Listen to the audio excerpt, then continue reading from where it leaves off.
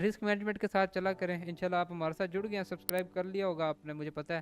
तो बस डेली आप हमारे साथ लाइव आना, रिस्क मैनेजमेंट आप चेक कर लेना। मेन चीज़ ही ये है ना, ट्रेडर कामयाब इधर से होता है, होल्डिंग जितनी करोगे उतना फायदा है, बट करना कैसे है ये मसला सारा इधर आ जाता है। ठीक है ना, बातें तो बहुत हो जाती हैं जी, ओहो हमने ये किया तो वो ऐसे, लेकिन 200 पिप्स को भी मैनेज करें।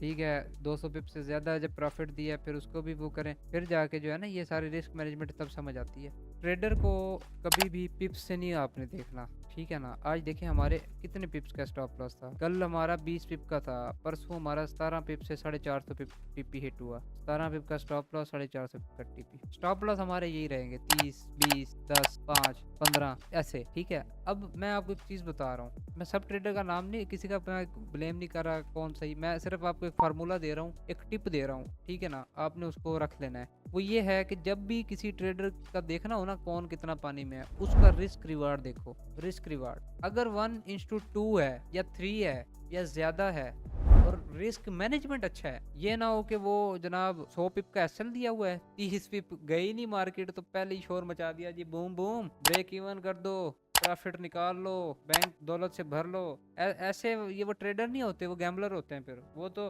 प्रोबेबिलिटीज पर ट्रेड कर रहे होते हैं ना कि शायद का लग जाए। ठीक है ना, तो आपने ये देखना है कि 30 पिप का एसएल के साथ 100 पिप कौन दे रहा है। और अच्छा, ये तो पिप्स की कैलकुलेशन नहीं कभी देखनी होती, कभी भी नहीं। कुछ पेयर्स में आपको स्टॉप लॉस बड़ा चाहिए होता है। ठीक है ना, गोल्ड में ही होता है मोस्टली। पिप्स जो होते हैं ना वो मार्केट की मूवमेंट को कंट्रोल करते हैं। मतलब लेट्स सपोज आपने बिजनेस में प्रॉफिट किया, ठीक है, क्या आप उस प्रॉफिट को परसेंटेज पे काउंट करोगे या इन रुपीज? लेट्स सपोज अगर आपने 1 लाख लगाया है, आप क्या कहेंगे यार हमें कितना गेन आना चाहिए, 3% मंथ, 1%, 2%, या आप ये कहोगे नहीं नहीं मुझे 1,000 रुपये आना चाहिए, 2,000 रुपये मैं बचाऊं, 3,000 मुझे बचाना चाहिए एक ट्रेड से, जो भी है। तो परसेंटेज पे जब आओगे ना, रिस्क रिवार्ड पे आओगे, आर पे जब आप काम करोगे, तब होती है अकाउंट की ग्रोथ। ठीक है, उसको आप उस फार्मूले से करते हैं अकाउंट की पहचान के, यार मैं कितनी ट्रेड से मैंने कितना प्रॉफिट किया। अब पिप से आपकी कैलकुलेशन नहीं होती, पिप से होती है मार्केट की कैलकुलेशन। पिप से हम ये कहते हैं कि सर आज जो है ना मार्केट 150 पिप्स हमें मार्केटर ने दिए, या 150 पिप्स का प्रॉफिट हुआ, ठीक है, या 150 पिप्स मार्केट ड्रॉप हुई,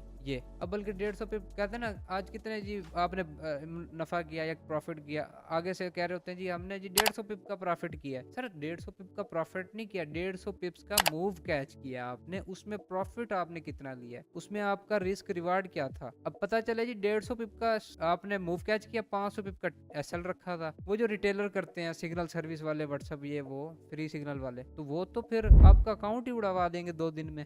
की कैलकुलेशन से कभी अपना अकाउंट नहीं देखना कि आज हमने 200 पिप निकाला है ना, आज हमने सर इतना डॉलर निकाला है, मार्केट ने इतने पिप्स कैच किया था उसमें से हमने निकाला है इतना। ये आप सही कह रहे हैं, बट मैं ये समझा हूँ अभी तक 6 मंथ में कि ट्रेडर अगर ट्रेड कर रहा है तो उसको पता होना चाहिए कि ट्रेड का फर्स्ट, सेकंड, थर्ड टीपी किधर है। एम आई राइट? गलत है ये माइंडसेट आपका भी बिगनर वाला है। ठीक है, आप मैं कह रहा हूँ ना रिस्क रिवार्ड, इस पे काम करो। आपकी स्ट्रेटेजी देखो, 2 चीजें होती हैं। अब आपको मैं लर्निंग दे रहा हूँ, अब गौर से सुनना है, ठीक है, फिर बताना है कि सुन रहा हूँ सर, हाँ बात सुने। अब देखें, आप कह रहे हैं कि फर्स्ट टीपी सेकंड टीपी, ना ऐसा नहीं होता। अगर तो आपकी स्ट्रेटजी पर आप कॉन्फिडेंट है कि आपको पता है कि यार आप जिस रेट को हाथ डालेंगे वो आपको 1:2-3 देगा, तब तो आप टीपी पे जाओ। अदरवाइज क्या करना होता है आपने भाई, आपने देखना होता है कि मार्केट में अगर मैंने यहाँ से बाय किया है तो सेल कहाँ से हो सकता है, सेल एरिया ढूंढना है। जिस टाइम फ्रेम में लेट्स सपोज हमने ढूंढा है M5 में या M15 में, अब सेल का एरिया